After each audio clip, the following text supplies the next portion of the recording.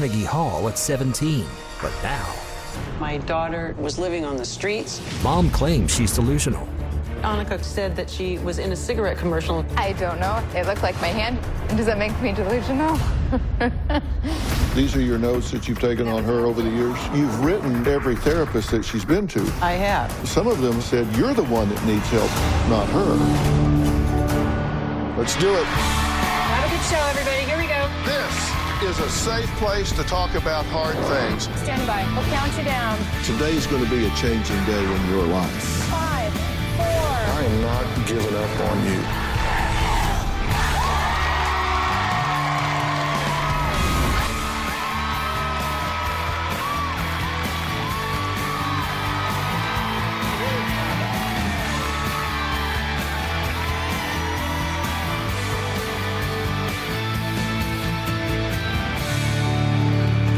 Today we're talking to Marilyn, and she says that she provided a perfect, not good, but perfect childhood for her daughter, Anika, including Montessori schools, softball, music lessons, and dance.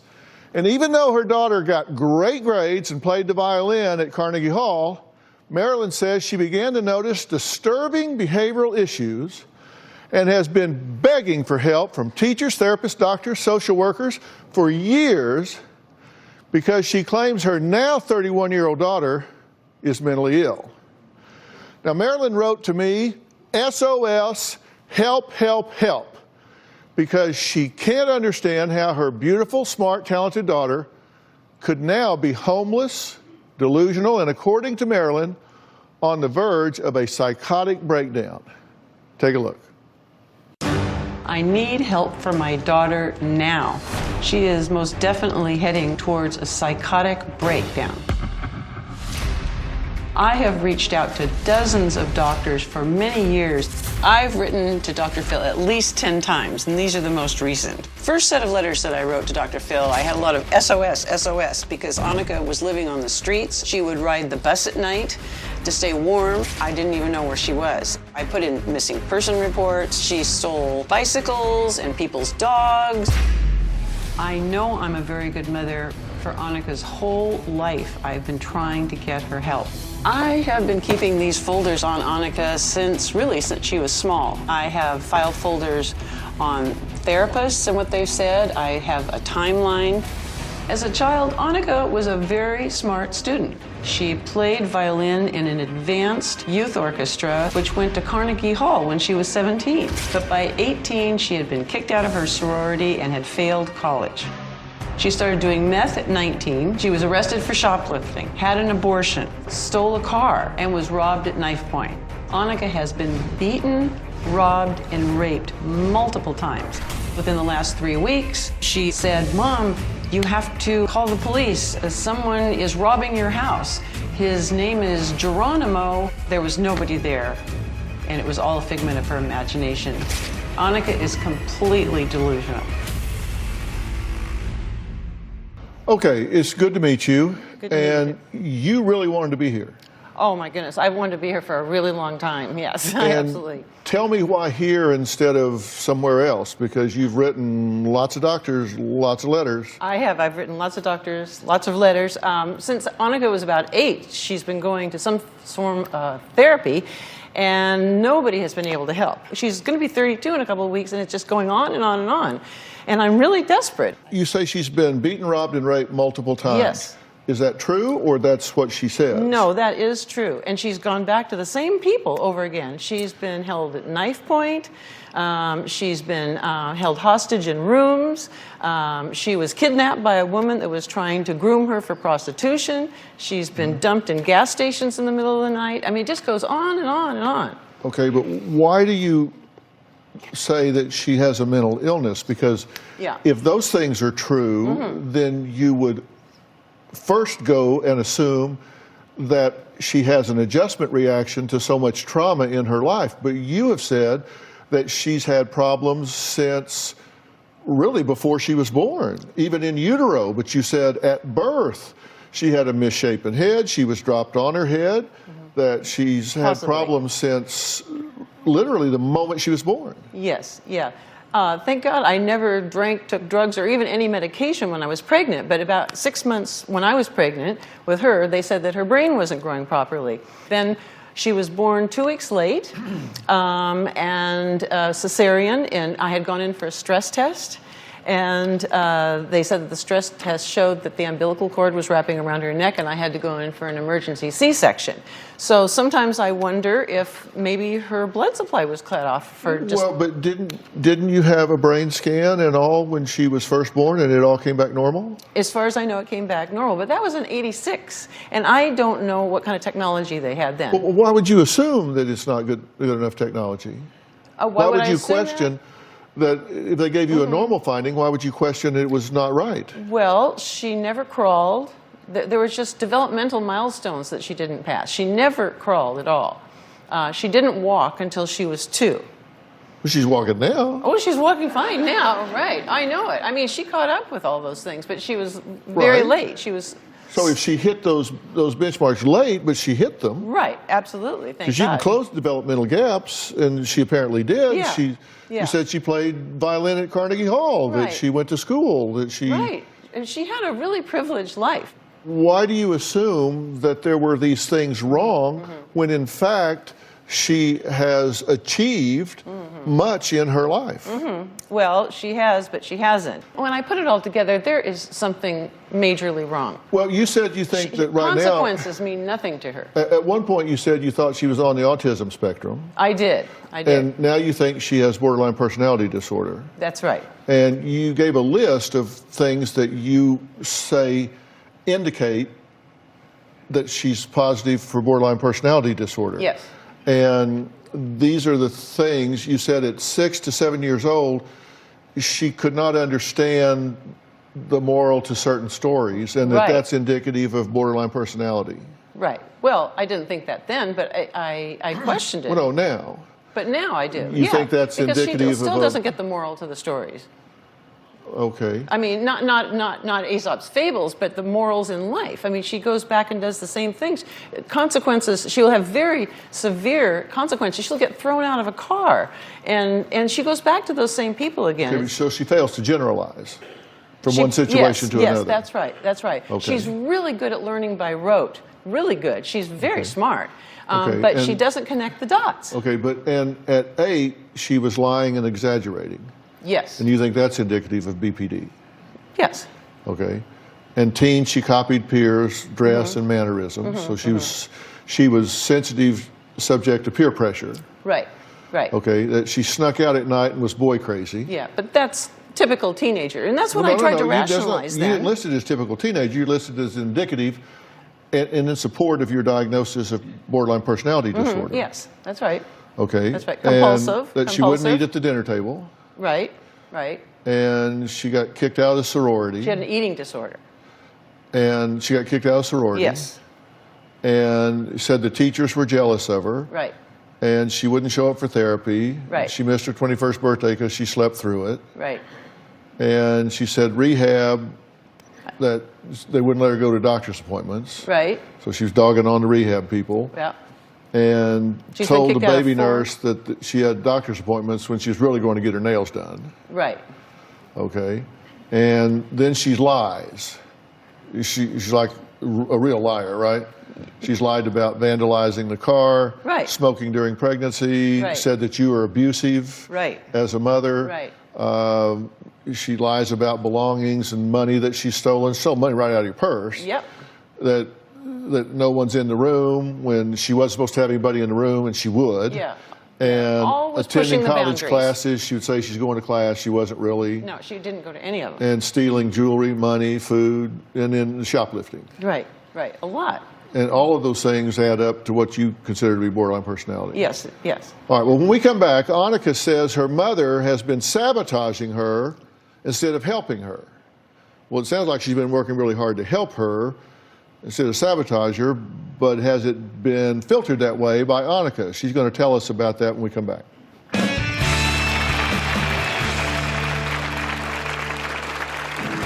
The only problem I have is a controlling mother, and she can't mind her own business. There's nothing wrong with me. In high school, she'd spend the day screaming at me for not following her rules. In my mom's mind, breaking rules meant I needed to go to therapy. And later, these are your notes that you've taken on her over the years? Does that make me delusional? You've written every therapist that she's been to, and some of them have actually said, you're the one that needs help. That she had serious problems. I was reading Anika Aesop's Fables. They were written for children, but she would never get the moral to the story. Yet I noticed other kids her age got it in a second. Later, I understood that people that don't put together morals are a sociopath, and that concerned me. Well, Marilyn says she's been begging for help from therapists, doctors, social workers, and would like for me to weigh in on it at this point, because she says her 31-year-old daughter, Anika, is mentally ill and is in denial about her problems. Anika says her mother wants her to be sick so her mother can get all the attention. Take a look. The only problem I have is a controlling mother, and she can't mind her own business. This is a journal. It details where Anika has been, what a counselor has told me, or someone else that she's been in contact with. Growing up, when my dad didn't get his way, he'd scream at my mother that she wasn't good enough. And then my mother took her anger out on me. She'd get drunk and she'd throw things at me. Her cups, beer, the glass. When I was a teenager, my mom got scared she'd lose control over me. My mother started being very controlling about food. When I would get hungry, she wouldn't allow me in the kitchen. I eventually started hiding food, and then I developed anorexia and bulimia. In high school, she'd spend the day screaming at me for not following her rules. She'd want me to go to bed early, but sometimes I had homework. She didn't care. In my mom's mind, breaking rules meant I needed to go to therapy. When I left and I went to college, I didn't stay in contact with my mom very much. So my mom would try to contact my teachers and my friends and anyone she could, trying to find out where I was at all times. I can take care of myself, but my mom doesn't like that. My mom thinks that there's something wrong with me today because she wants to have control over my life. There's nothing wrong with me. Okay, Anika, it's good to meet you. You've been listening so far, right? Yes. I am very enraged. She's been a very terrible mother, and she hasn't been there for me at all. I have had rough experiences. I have lived in places that she disagrees with. But when I call her, she's the last person that will come and help me. This is the first time that she's ever actually appeared for me to consider communicating, having any kind of open communication to work anything out. Okay, well, let me ask you a question. Have you been attacked and beaten and raped on numerous occasions? No. I have before, but not on numerous occasions. Have you been raped before? I have. I was raped. It was pretty bad. I found out I was pregnant, and I contacted my mother, and that's what I get for being stupid and being homeless and not having my family. Well, I don't want to just available for me. gloss over that. I'm very sorry that happened to you. Yeah. Has that happened to you more than once? It's happened twice. When it happened, did you get help with that? I got medical treatment. I had immediately wanted to make sure that I was okay, and my mother refused to allow me to get any kind of treatment, and she dropped me off at a rehab. That was I hadn't been using drugs, and I told her what happened, and she bribed me with a pile of clothes that she wanted to bring to me. Mm-hmm. Excuse me for interrupting, but, Anika has told me in the last dozen years many times that she's been raped, robbed, and beaten. You said, excuse you for interrupting. I don't think I will. I want to talk to her. She did say that she had been raped more than once. Mm-hmm. That doesn't seem materially inconsistent to me with what you're saying, but if you want to talk to her, you don't need me here for that. I would... Go ahead. Well, yeah, I mean, like in your phlebotomy class that you were taking, for instance, they kicked you out because they said that the other students were scared of you, and you told me that the teacher was jealous of you and she conspired to get you out of the class because the kids were looking up to you. My life doesn't consist of a bunch of negative things that continue to happen to me. She seems to make it seem that way. Terrified Anika would of her. not follow the rules at home. We had very basic rules. The more she wouldn't follow the rules, the more I just made them into black and white. So it was very simple, like no food downstairs, no kitchen after a certain hour. I would find rotten food in her room all the time. I wasn't allowed to eat in her house, so I would eat after hours. Food was a huge problem.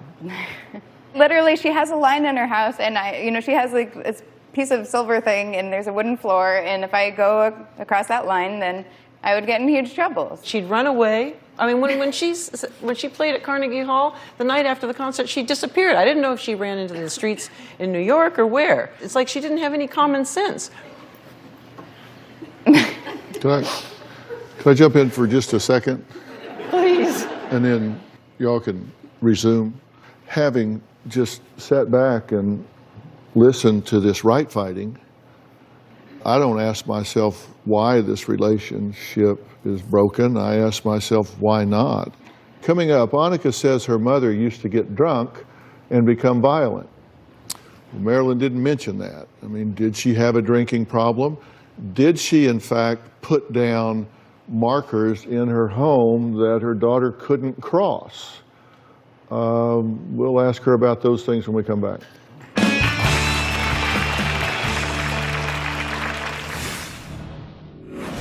When Anika was taking a course 4 years ago, she was taken out with police escort because the other students were afraid of her because she was mumbling to herself and not making sense. However, in Anika's eyes, the other students looked up to her and the teacher was jealous and conspired to have her kicked out. I'm really at my wit's end. Anika's father abused her in a sexual manner. Anika's father had MS and he needed to use a condom catheter to control his bladder. I came home one day when Anika was about 8 or 9 years old and saw Anika help her father with his condom catheter. One time no one was home and my father asked me to help him. Nothing inappropriate ever happened. I believe that this sort of abuse affects Anika even today. My mom overreacts and she exaggerates everything. You're really full of contradictions in the things that you say. You say she had a normal childhood, but then you say she was sexually molested by her father.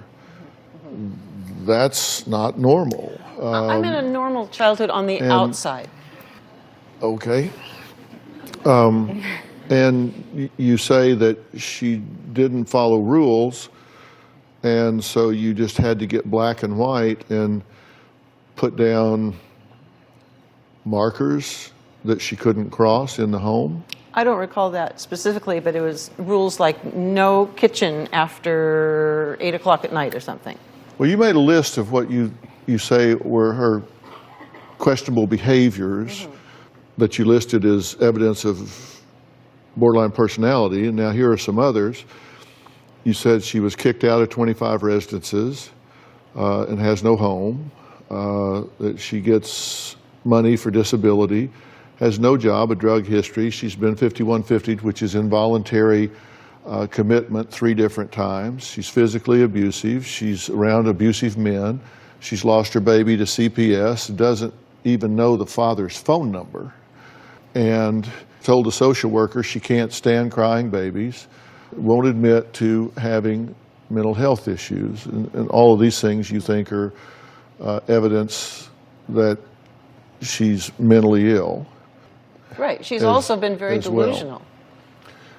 And you kind of take her inventory in terms of questionable parenting, because according to you, you say she's had you in therapy since you were 8, that she's been verbally abusive in the 6th grade, telling you that you were mental, broke bookshelves, doors, yelled, hit, threw cup at you, got drunk frequently, no kitchen when you were hungry, lies, makes up stories, letters, exaggerates things to everyone, just over-involved and overreactive to everything. I won't take her inventory, but if you look at all these, issues that she has with me, that's not helpful. It's very scattered. It's all over the place. It's not, this is the first time that she's considered sharing any of this information with me. She's continued taking notes and more notes. Before I was born, she was, she would take lots of notes and wasn't sharing that with me. And none of this stuff seems to be of importance to her. She never mentions any of these issues to me. She never.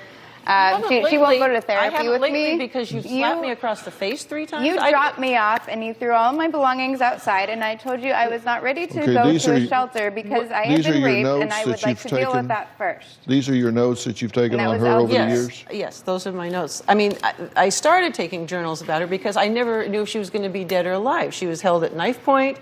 She was hanging out with guys. Yeah, we went over that. Yeah. I've never seen any of this. I didn't know if I was going to find her again, so I just started taking notes.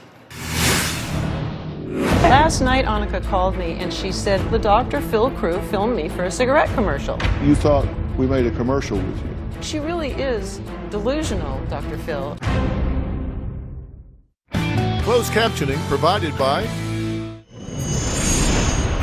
My mom sabotages me. If I stay at a shelter, she'd rather call and tell them all the quirky things I did as a child than actually help me out with a place to live.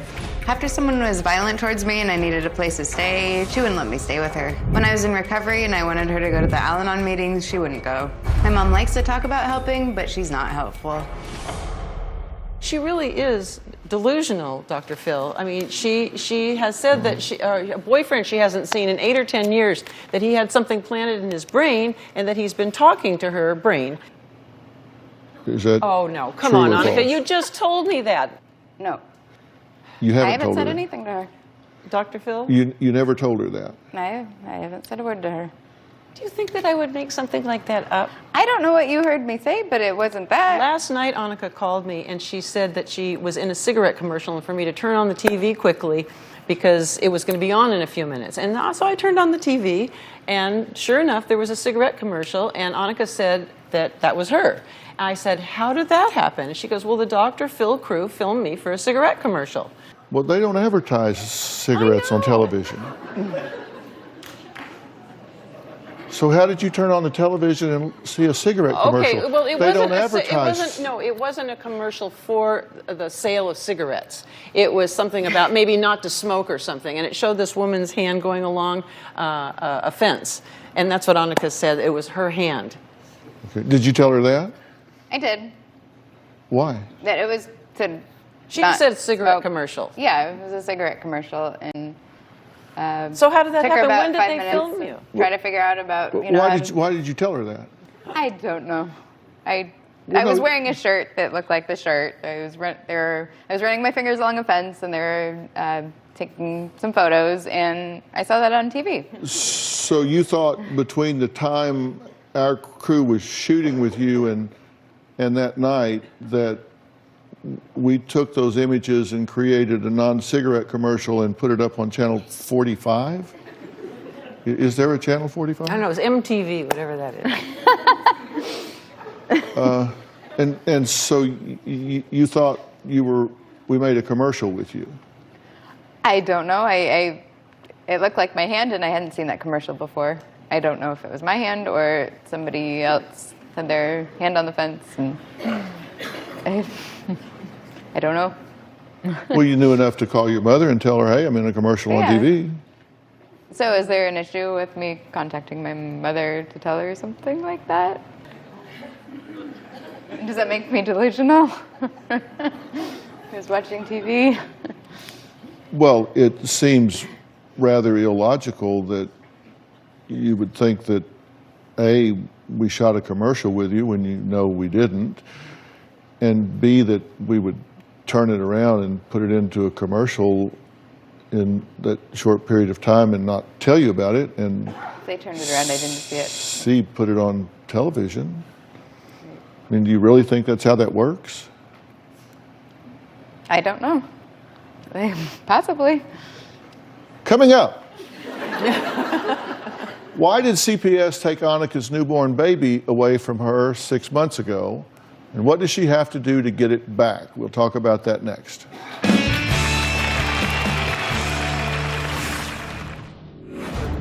I was told by CPS that Anika went in for a wellness check, and when she got there, the doctor said that the baby hadn't gained enough weight and was being hospitalized. So Anika stayed there for a couple of days, and she left the baby unattended, apparently, according to the nurses and doctors, and she went out and had her nails done and went and picked up a coloring book and crayons because she said she was bored. Closed captioning provided by Anika is on the edge of psychosis. She's vandalized my car, she bent the antenna, she pulled off the gas tank, she put mud in the locks and broke the windshield wiper. Yet she flat out denied that she did any of those things. She also has a rage problem and she has slapped me across the face several times.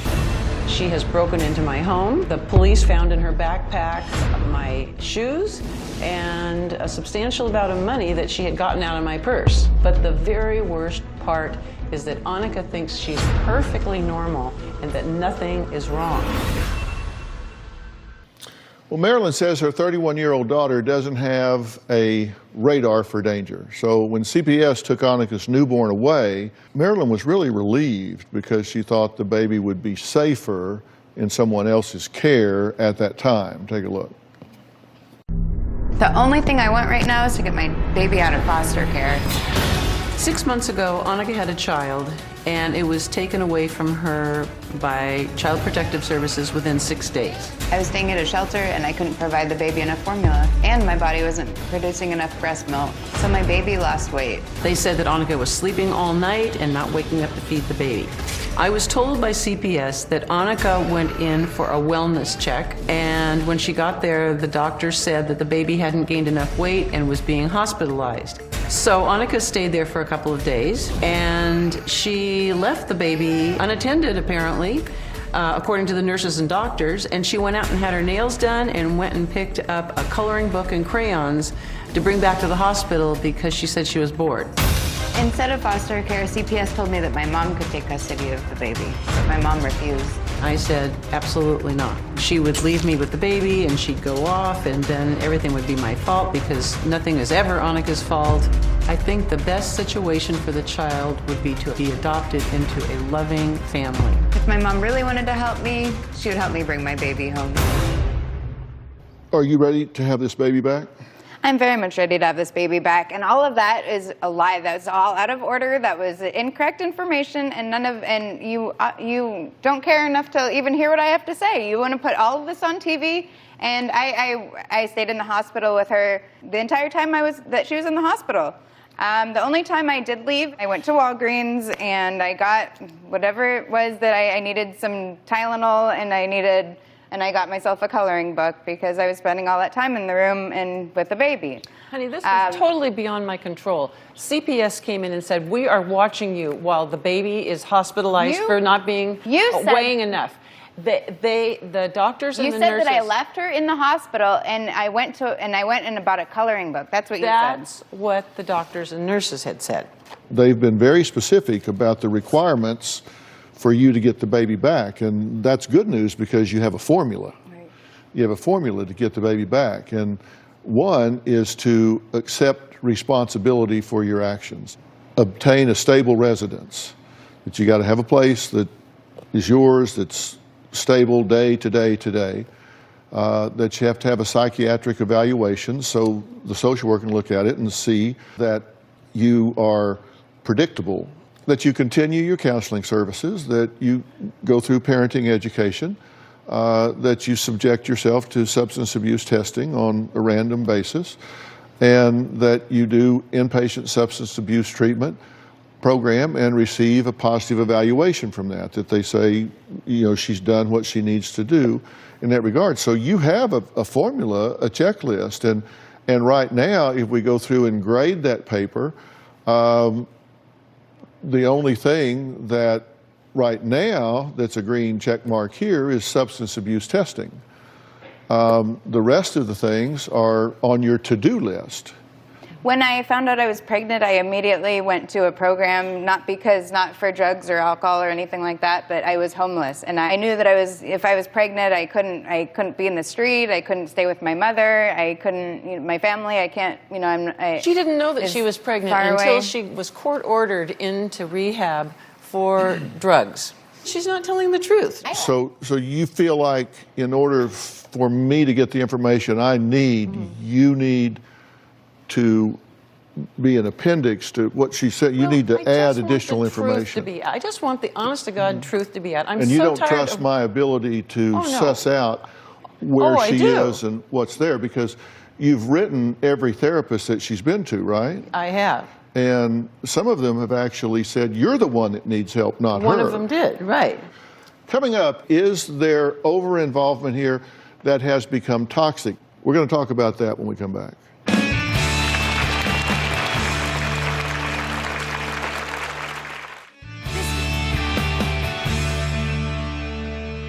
I believe that your daughter does have some mental and emotional challenges, and they're way above your pay grade. So the good news is you need to take the year off. Okay. Really. And I said, I think you're well-intended. I really do. I'm not trying to put you down about this. I think you're way over-involved. I think you're creating more problems than you're solving. And I think I think old sayings get to be old sayings because they're profound. And you say she doesn't get the fables and all. Well, you need to get this. You sometimes hear people say, yeah, she knows just enough to be dangerous. You know just enough to be dangerous. You go take you're a weekend warrior. You go take a weekend class in BPD, and then everybody you see's got BPD. I hear that. It's above your pay grade in that you're not trained to be diagnosing her, and therefore, and you writing these therapists. I'll tell you, if I was in private practice for years, if I got these diatribes from you, I'd just put them into paper shredder and I'd turn around and talk to my But she doesn't say anything when she goes. Well, but here's the but. The but is, you need to understand, I don't need you to tell me how to work with somebody. Because but if they don't come at all, then I can't work with them. But if they do, I don't need you to tell me how to interview them. I don't need to tell me how to get to the bottom. I know. I guess I am just desperate. I'm desperate. Yeah. You have a daughter that you want to get back into your life, and I want very much for you to do that. I think you have a drug history that has disrupted you developmentally.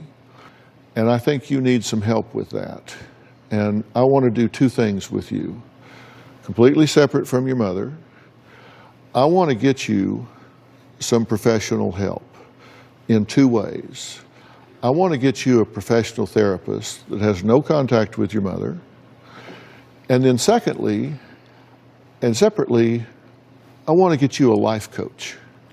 I want to get someone that will sit down with you and assess and evaluate all of your strengths, all the things that you have going for you, and start putting together an action plan for you to get some traction in your life where you can really have some independence, where you can get a job that you can stay with, where you can get a place to raise this little girl, so you can really start getting back and using the intellect that you have and the skills that you have. Because when you do things like call and say, hey, I'm in a commercial, then that's a real fleeting touch with reality. That's not rational thinking.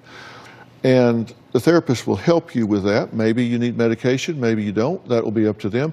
But then I want you to have a life coach so you have somebody to help you get a plan and get some traction in your life. And I think that in a very short period of time, the world's going to look a whole lot different to you. And I think you're going to earn that little girl being back in your lap. And that's what I'd like to do. I don't want to criticize you, I just want to help you. Okay? All right. Fair enough? Oh, thank you, Dr. Phil. Thank you. All right, coming up, the worst thing a mother could imagine happened in her own backyard. That story next. Closed captioning provided by It's been described as the greatest loss anyone can ever experience, the death of a child. Anytime you grieve a loved one, it's going to have an impact. Now, my next guest, Debbie, lost her youngest son, Tony, 7 years ago in such a tragic way that the grief is still overwhelming. Here's Debbie's story. It hurts most to see when he's very young. My youngest son, Tony, was cleaning our pool and drowned. I can remember my husband calling me, and then he said, "Tony is gone." I dropped to the floor, and I just started screaming, "My son has drowned." When Tony died, a piece of me went with him. I miss hearing Tony laugh. I miss him saying, "Hey, Mama." I'll always cry, but I'll always have his love in my heart and those wonderful memories forever.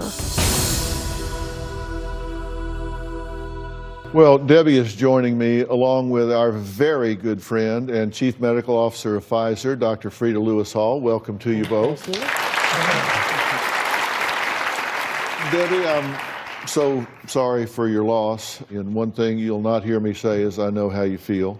Tell me how this affects you still today. Well, Dr. Phil, there's a sense of me that I still feel robbed. I didn't get to say goodbye to Tony. I didn't get to tell him that one last time how much I loved him.